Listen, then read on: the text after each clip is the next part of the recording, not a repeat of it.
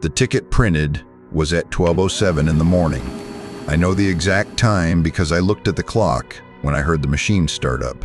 By then, the theater was empty. I had locked the front doors, watched the last employee leave, and shut down all 3 ticket kiosks. The ticket was for Auditorium 6, Seat G12.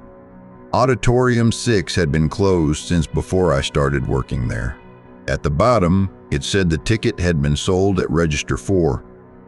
We didn't have a Register 4. This is the last broadcast files, where some stories were never meant to find you. I was the assistant manager at a small movie theater called the Briarwood. It wasn't completely run down, but it was getting there. The carpet hid stains better than it should have. The ceiling leaked near the women's restroom whenever it rained, and a few of the doors only locked if you pulled them towards you while turning the key. The building originally had 8 auditoriums. We used 7. Auditorium 6 had been closed after a pipe burst above the rear seats. The company repaired the pipe but never reopened the room. They took down some of the ceiling, covered the seats in plastic, and left it that way. We stacked boxes in the hallway outside it. Most employees barely noticed the doors anymore. That Friday had been busy because a new horror movie had opened. The late crowd stayed until almost midnight, and it took us longer than usual to clean. The last 2 customers were women who had been sitting near the back of Auditorium 2. I remember watching them cross the parking lot because one of them couldn't find her keys. They stood under one of the lights for maybe a minute. Then they got into separate cars and left. Marcus was the only employee still inside with me. He was 17 and usually dependable, although his idea of checking a door was pulling it once while already walking away. Before I let him clock out, I made him come with me to check the west emergency exit. The alarm on that door had been acting strange all week. He pulled it. It stayed shut. I pulled it myself. Still locked. At 12:01, I let Marcus out through the employee entrance. I watched his car leave and turned the deadbolt behind him. I remember checking it twice. After that, I closed the registers, printed the nightly report, and shut down the kiosks. Then, I went into the office to count the deposit. A few minutes later, I heard the printer in the lobby. It made that dry mechanical buzzing sound, followed by the little cutting noise at the end. For a second, I thought I had forgotten to print something. The middle kiosk was dark when I walked out, but a ticket was hanging from the slot. There was no movie title, just Auditorium 6. Row G, Seat 12, 12:15 a.m. I tried the kiosk's power button even though I knew it was off. Nothing happened. Back in the office, I checked the manager computer. The transaction was in the sales log. 1 adult ticket. No payment. Register 4. I honestly thought it was some kind of software problem. Our system was old. It froze all the time. Once, it sold 23 tickets to a movie that had been removed from the schedule. I called Marcus anyway. He answered from his car.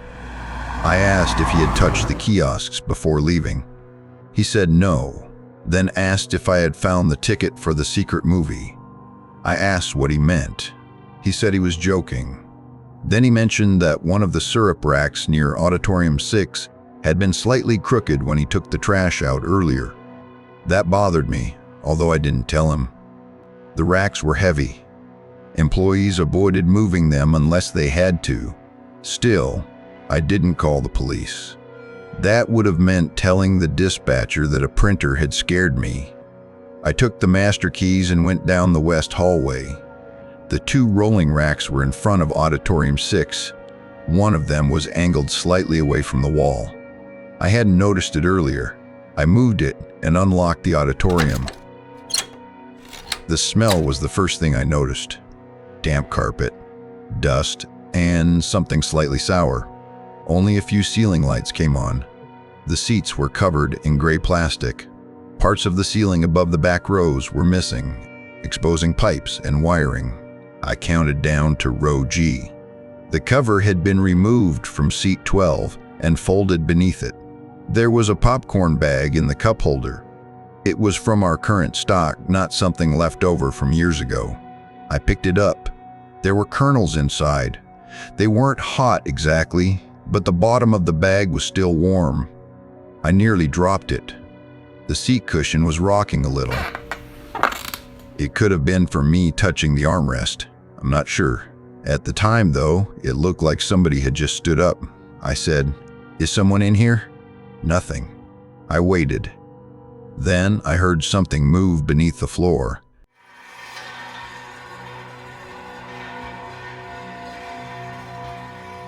It wasn't very loud, a dragging sound like a bag being pulled across concrete. It started under the middle rows and moved toward the screen. I stood there trying to decide whether I was actually hearing it or just listening too hard. My phone vibrated. The sound below me stopped. That was the moment I got scared. I don't mean uneasy. I mean I suddenly wanted out of that room so badly that I backed into one of the seats and nearly fell. Then there were a few light taps under G12. Not 3 perfect knocks or anything like that. Just several little metallic clicks, unevenly spaced. I left. I pulled the doors closed and turned the key, but I didn't test the handle. That mattered later. Back in the office, I searched through old building files. One of the floor plans showed a maintenance crawl space beneath Auditorium 6. It connected the seating area to an electrical room near the original box office. The original box office had been covered during a renovation. The room behind it was now used for storage. I had been in there plenty of times, so I almost dismissed the floor plan as outdated. Then I remembered something stupid. For months, we had been hearing what sounded like a phone vibrating inside the storage room wall. It happened maybe once every few weeks. We blamed an old electrical ballast. I went to check. The storage room looked normal at first. Poster tubes, mop heads, broken stanchions, a box of plastic glasses from a 3D movie we no longer showed. I moved a low shelf and found a black cable running behind it. The cable disappeared through a plywood panel painted the same color as the wall. There was a narrow gap along one side. I pulled it open. Behind it was the old box office. It was much smaller than I expected, more like a closet with a counter. An old register sat beneath the ticket window. A metal plate on the side read 04. The monitor was on. Auditorium 6 was displayed on the screen. G12 was highlighted. There were papers beside the keyboard. Most were old schedules, printed emails, and customer count sheets. My closing schedule was on top. My name had been circled. I was still looking at it when the employee entrance opened. The lock turned. The door opened just far enough for someone to slip through. Then it closed carefully. I pulled the plywood panel almost shut and turned off my phone screen. Through the gap, I could see part of the lobby reflected in the front doors. A man crossed behind the concession stand. Dark cap, dark pants, old work jacket. I couldn't see his face. He didn't check the cash registers or look toward the front doors. He moved directly through the camera blind spots. I called 911 and whispered the address. The dispatcher asked where I was. I tried to explain the hidden box office, but I was talking too quietly and had to repeat myself. The man stopped outside the manager's office. Then he went inside. When he came back out, he was holding my spare keys. I had left them on the desk.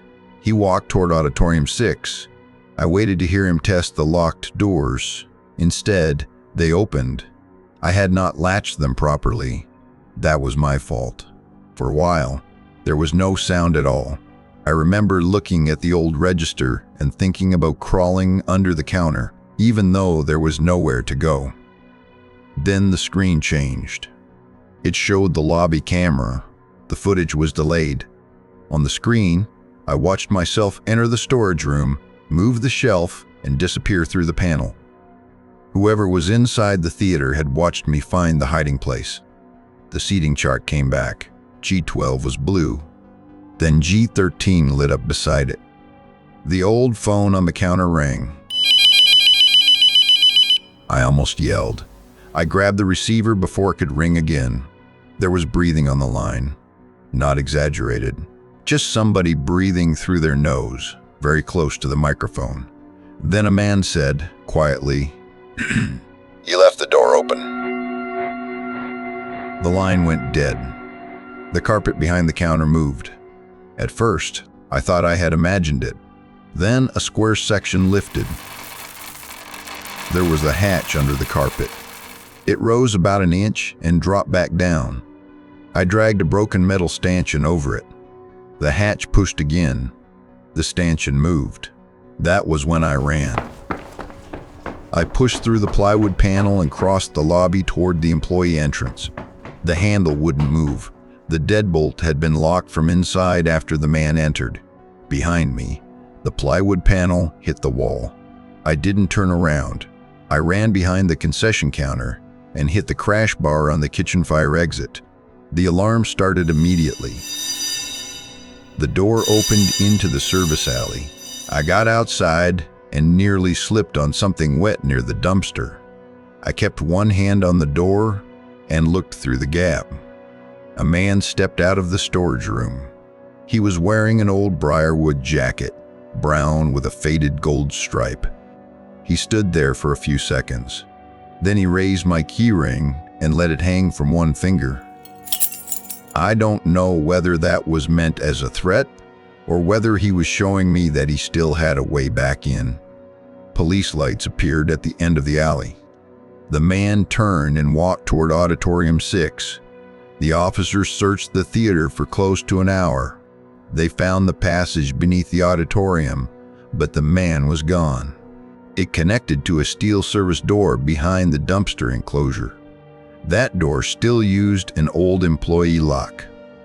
Inside the passage, police found water bottles, blankets, phone chargers, and several notebooks. I didn't get to read all of them. A detective showed me a few pages later.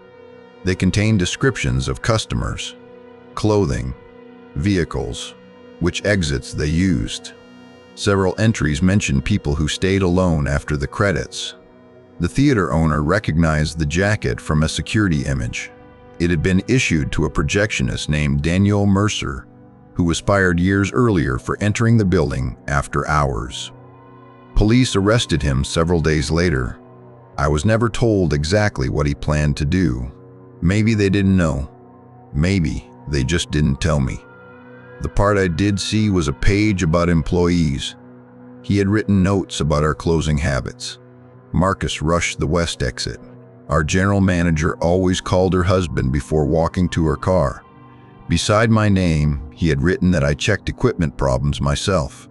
Under that was the date. Then, print G12, and he'll go in. That was enough. The ticket wasn't an error. It was a way to get me into Auditorium 6. The warm popcorn, the uncovered seat, the sounds beneath the floor. Those weren't things I happened to discover. They were waiting for me. And the worst part is that when I first entered that room and stood beside G12, listening to something move beneath the floor, I thought I was looking for whoever had been sitting there. I wasn't. He was already below me.